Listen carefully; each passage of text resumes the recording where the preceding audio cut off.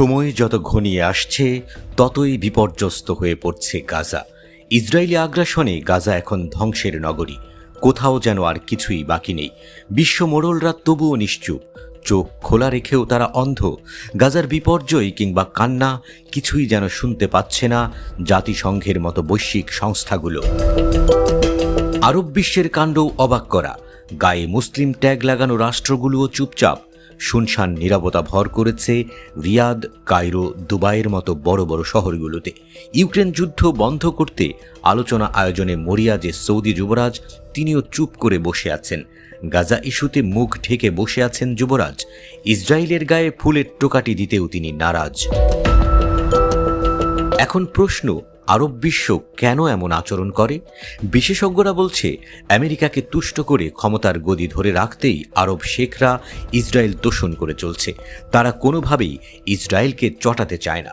Saudi ও মিশরের মতো দেশগুলোর নিরাপত্তার পুরোটাই প্রায় দেখভাল করে আমেরিকা।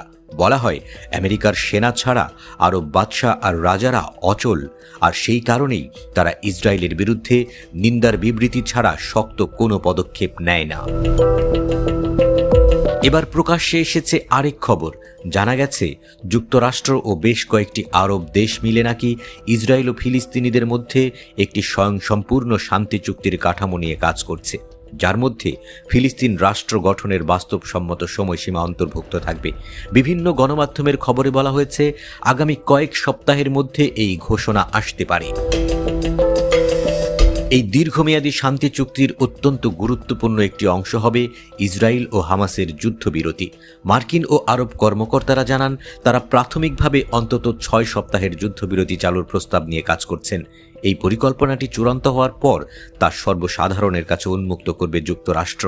এই পরিকল্পনার বাস্তবায়নের প্রাথমিক ধাপ হিসেবে একটি অন্তর্বর্তীকালীন ফিলিস্তিনি সরকার গঠন ও এই উদ্যোগের প্রতি আরও সমর্থন আদায় করার চেষ্টা চালাবে যুক্তরাষ্ট্র।